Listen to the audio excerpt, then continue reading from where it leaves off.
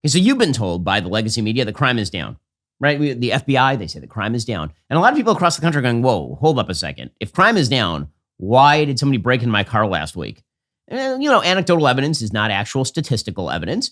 What happened to you in your life may not be representative of what happened to the rest of Americans. Well, now it turns out it kind of is representative of what happened to the rest of Americans. According to John Lott, writing for Real Clear Investigations, when the FBI originally released the final crime data for 2022 in September 2023, it reported that the nation's violent crime rate fell by 2.1%. This quickly became and remains a Democratic talking point to counter Donald Trump's claims of soaring crime. But the FBI has quietly revised those numbers, releasing new data that shows violent crime increased in 2022 by 4.5%. The new data includes thousands more murders, rapes, robberies, and aggravated assaults.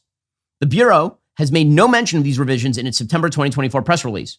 The RCI discovered the change through a cryptic reference on the FBI website that states, quote, the 2022 violent crime rate has been updated for inclusion in CIUS 2023.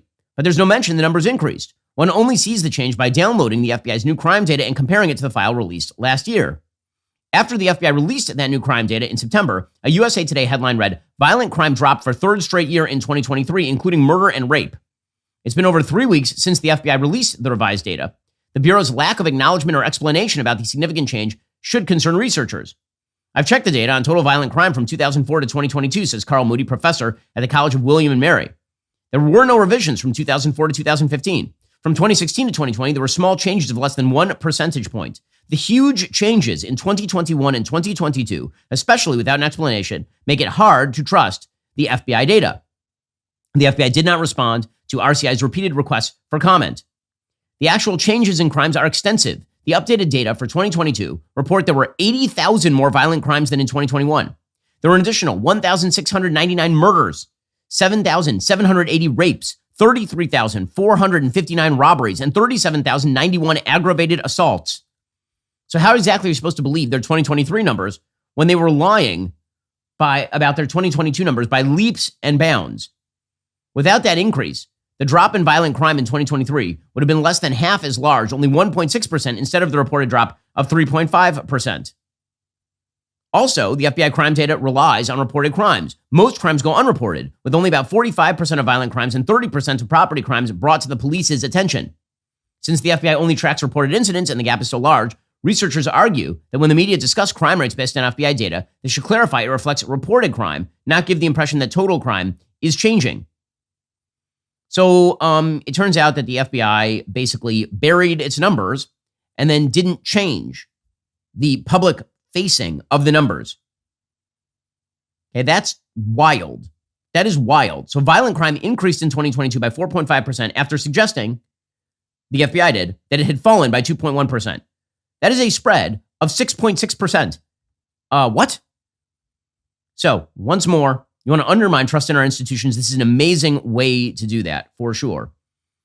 And it is totally incredible because, again, the Biden-Harris administration has been reliant on those FBI statistics to proclaim that despite their soft on crime policies, despite seeking consent decrees with every police department in the country and hampering the police's ability to do their job, that crime somehow has been plummeting.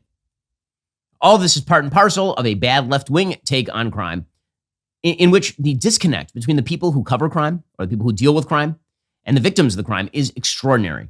Every single year when Apple releases that new iPhone, the big carriers, they play the same old games. Sign your life away for the next couple of years, get a free iPhone. You don't have to fall for this. With Pure Talk, you can get great savings on the new iPhone 16, and you can still get an affordable data plan that fits your needs on America's most dependable 5G network. How would I know? Well, because I have that new iPhone 16 from Pure Talk. Here's the bottom line, folks. Stop falling into the same traps. Stop overpaying for data you're not going to use. With Pure Talk, for just $35 a month, get unlimited talk, text, and 15 gigs of data, plus mobile hotspot on America's most dependable 5G network. But wait, it gets even better. When you switch to Pure Talk on a qualifying plan, you'll get 1 year free of Daily Wire Plus Insider. That means access to our full library of movies, series, and documentaries. Listen up, folks. Mark your calendars for October 28th. That's when you get exclusive access to Matt Walsh's latest bombshell documentary, Am I Racist? Trust me, the left has been squirming about that one for a while. It's the biggest documentary of the last decade. That's not all. You're getting uncensored, ad-free daily shows, a full year of our kids' platform, Bentkey, your very own leftist tears Tumblr. The only way you can get this special offer is by going to puretalk.com/Shapiro or call and mention my name. Stop overpaying for your cell phone plan. Go to puretalk.com/Shapiro today, switch to a qualifying plan, get 1 year free of Daily Wire Plus Insider. So, for example, amazing clip on CNN last night. So last night, Ryan Godersky, who does a wonderful job, he was on CNN and he was talking about violent crime in the United States. And he mentioned the so-called Ferguson effect. That is a term that was coined by Heather McDonald in the aftermath of the 2014 justifiable killing of Michael Brown, which half the Democratic Party, including Kamala Harris, declared effectively an extrajudicial murder by an officer. The effect of Ferguson and the Michael Brown shooting was that cops stopped doing their job. Cops across the country stopped policing. You need a proactive police force to actually intervene to stop crime. You need them doing things like stop and frisk in high crime areas. You need the police ready to engage with suspects.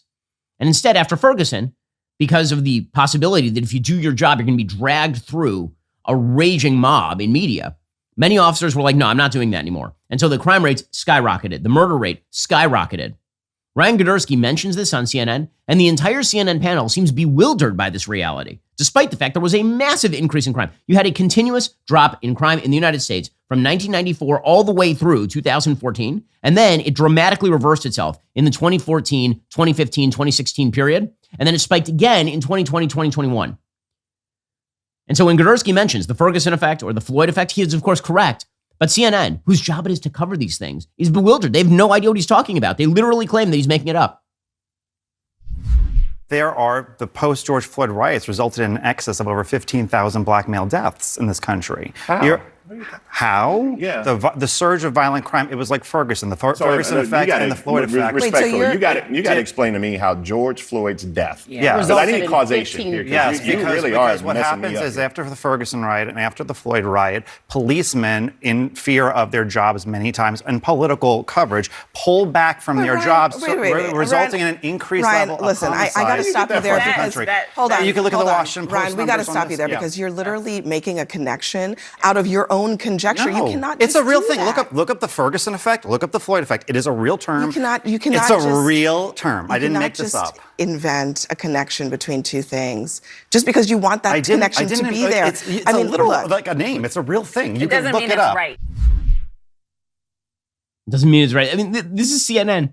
Do you trust your media? Do you trust the FBI's statistics at this point? It's very difficult to figure out who the hell to trust, given the fact that everyone seems to be lying a lot of the time, or at least willfully ignorant about things a huge percentage of the time. So that crime talking point, I certainly hope that Kamala Harris is asked about that by Bret Baier on Fox News tonight. I'd love to hear her explain their amazing record on crime when the FBI is revising their violent crime statistics up in 2022. Really well done there, FBI. As always, doing an amazing job. Meanwhile, the difference between the lions and the scavengers on the economic front continues to be quite wide. I've talked about this model of thinking before. The lion is the person who wishes to be productive in American society, who utilizes private property and free markets in order to innovate and make life better for themselves and for everyone around them. And the scavengers are people who seek to tear down the system because they just believe that inequality of outcome is representative of a defect in the system. I have never seen, I think, quite this clear a contrast between the two parties on this matter as this year. Tim Walz, who is the weirdo vice presidential candidate that Kamala Harris picked in lieu of the popular Pennsylvania governor, because can't pick a Jew. Well, he did an event in Volant, Pennsylvania yesterday for rural voters. And he showed up looking like a stereotypical rural guy. He's wearing flannel and a hat, like one of the boys when he's not making jazz hands at them. And there he explained cogently his economic program, which amounts to me big stupid man no understand venture capital. And Senator Vance, he became a media darling. He wrote a book about the place he grew up, but the premise was trashing that place where he grew up rather than lifting it up. This guy's a venture capitalist cosplaying like he's a cowboy or something. I don't even know what a venture capitalist does most of the time. Okay, so there are so many things here. One, somebody who's a success story from rural Appalachia should be cheered for that. Tim Walz has a habit of tearing that down. It's the politics of envy. J.D. Vance made something of himself that didn't involve being a public school teacher and then a career government bureaucrat, which is what Tim Walz is. But beyond that, that latest statement, I don't understand what a venture capitalist does, then you shouldn't be the vice president of the United States. I would say that actually it's quite important to understand what a venture capitalist does in the United States if you wish to be at the top of the regulatory pyramid in the United States. For those who don't know, a venture capitalist is a person who invests in startup high-risk companies for a percentage of the company in order to generate the original capital necessary to start a company. That's what a venture capitalist does. They look at a series of possible investments. They analyze whether they think those investments are going to be good or not, and then they put money into companies. That's pretty damned important. If you say that you support startup businesses, venture capitalists are really, really important to that process. But he doesn't understand what they do. Of course he doesn't. He doesn't own real estate. He doesn't own stock.